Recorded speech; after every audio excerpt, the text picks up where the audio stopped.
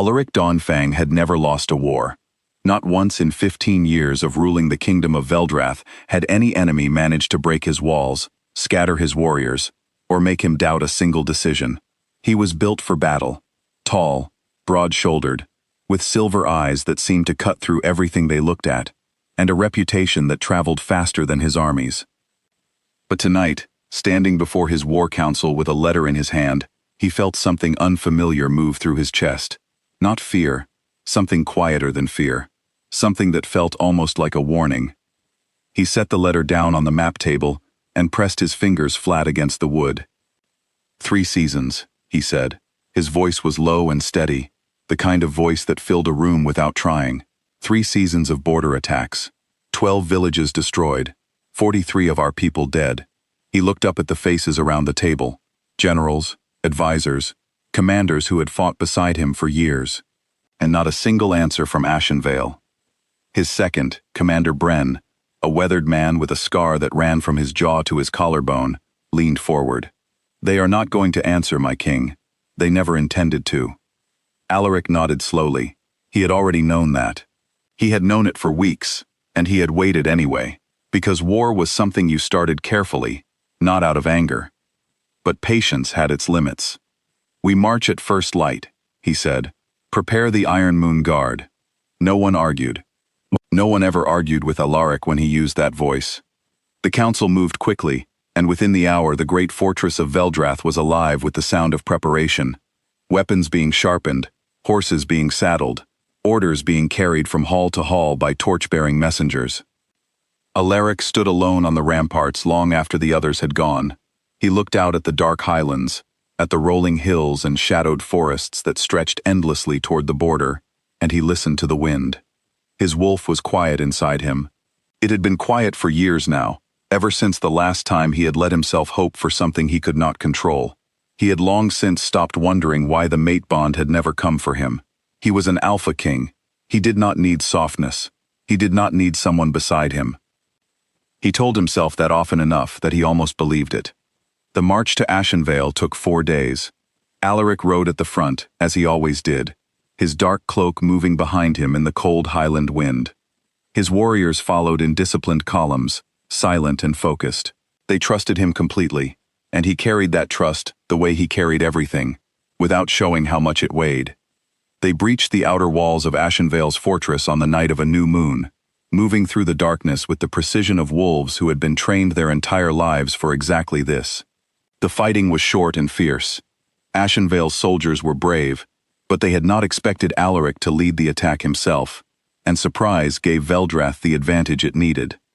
By the time the torches were lit inside the main courtyard, the battle was already over. Alaric pushed through the heavy iron doors of the command building without waiting for his guards. He wanted to see the general.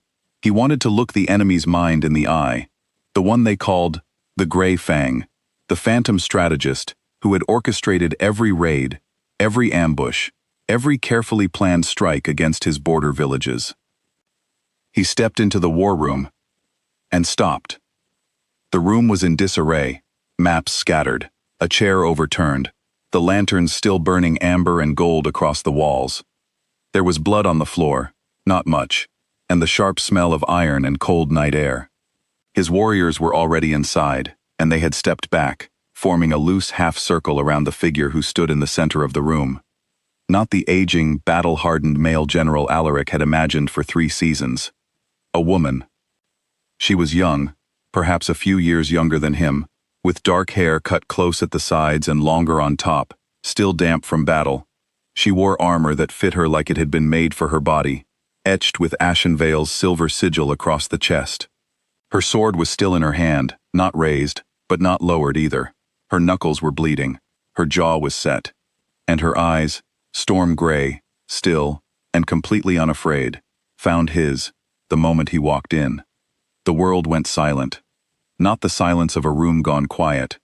Something deeper, something that started in his chest and spread outward until he could not hear the wind, or the torches, or the sound of his own breathing.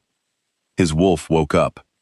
After 10 years of silence, it woke up like a fire catching on dry wood, sudden, consuming, absolutely without his permission.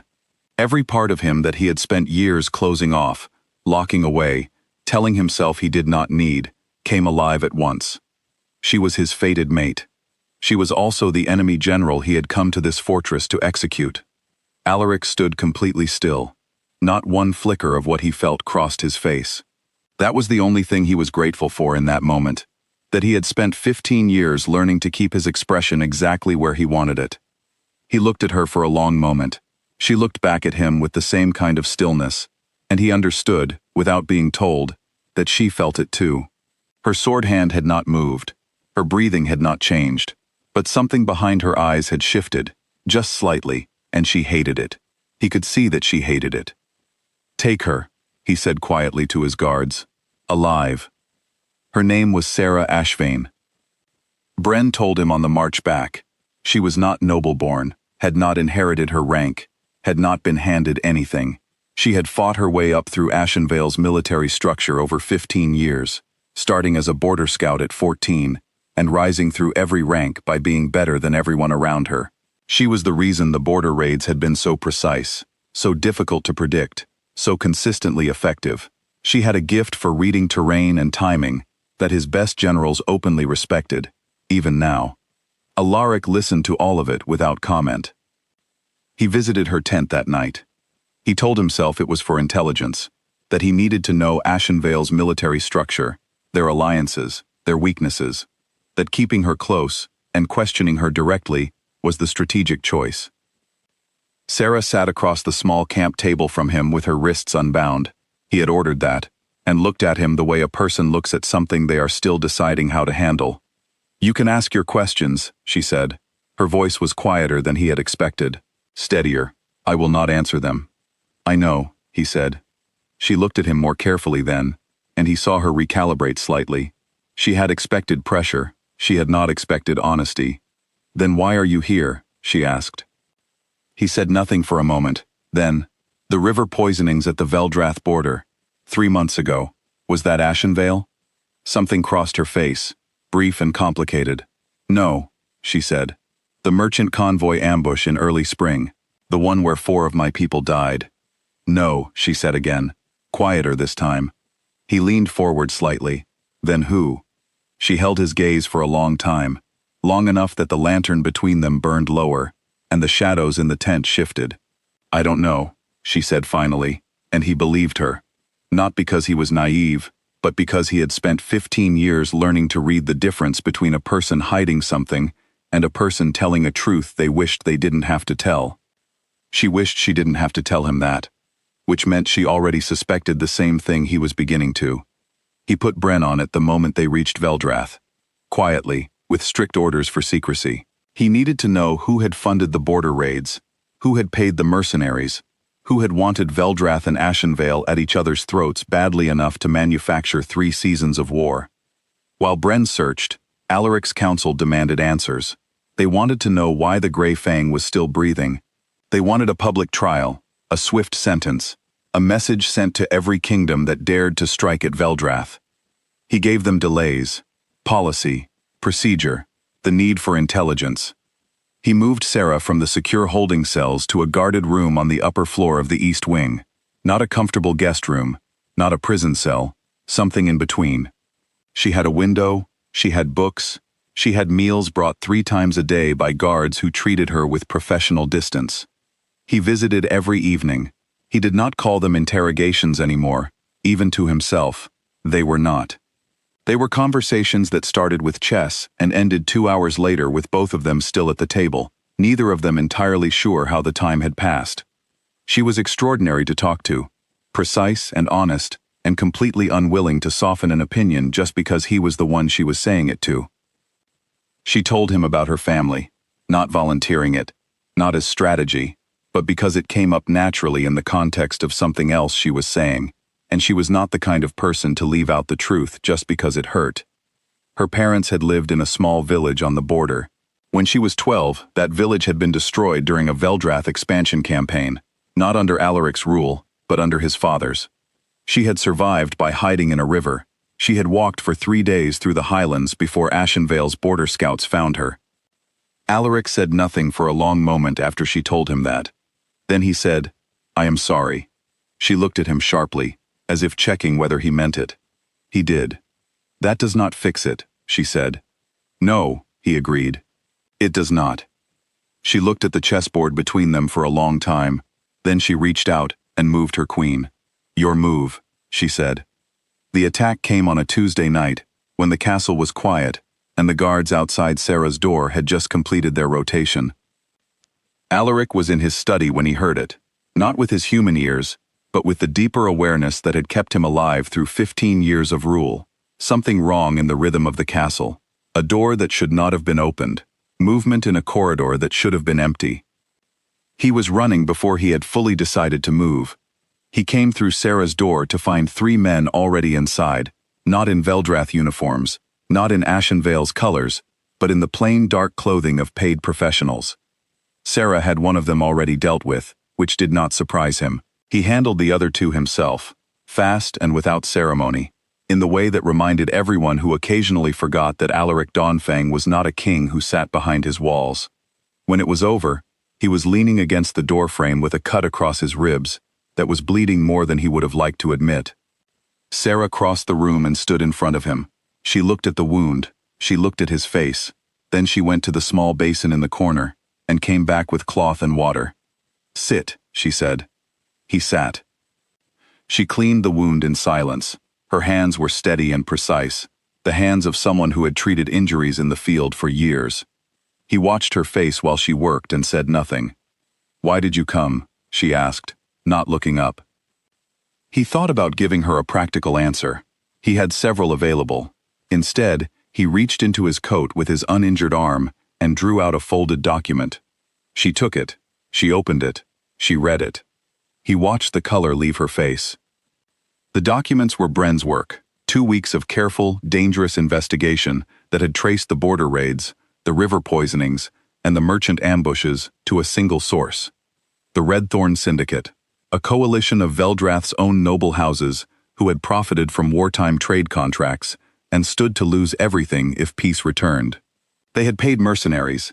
They had framed Ashenvale with surgical precision. They had engineered the entire war from the inside. Sarah's hands were shaking very slightly by the time she finished reading. 3 years, she said.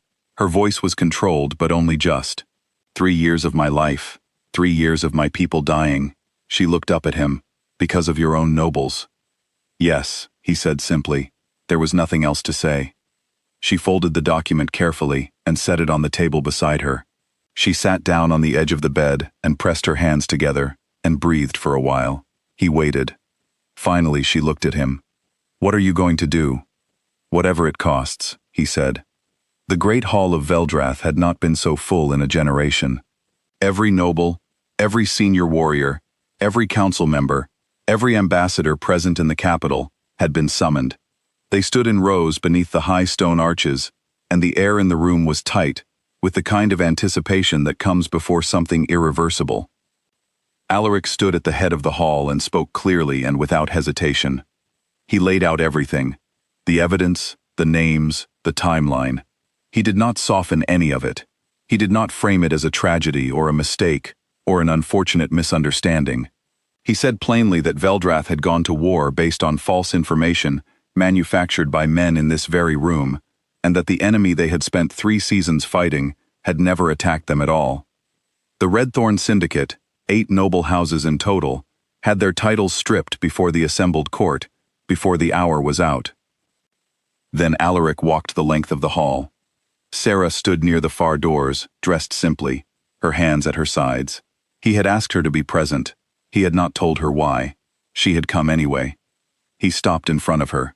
He looked at her for a moment, at the woman who had fought a war that was never hers to fight, who had earned every piece of her strength the hard way, who had sat across chess tables with him for weeks, and challenged every comfortable assumption he had ever held about power and leadership, and what it meant to rule well. Then he went down on one knee.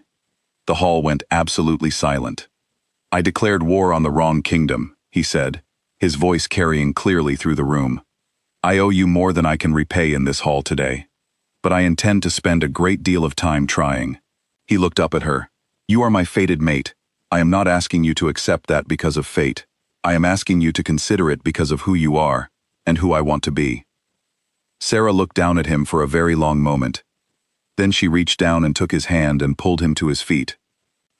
"I am not going to be the queen of a kingdom I do not trust," she said, quietly enough that only he could hear it. "And I am not going to love a man who has not earned it." "I know," he said. "Then you had better start earning it." He nodded. "Tell me where to begin." She held his gaze for another moment. Then, for the first time since he had walked into that war room and had the ground shift beneath him, the corner of her mouth moved.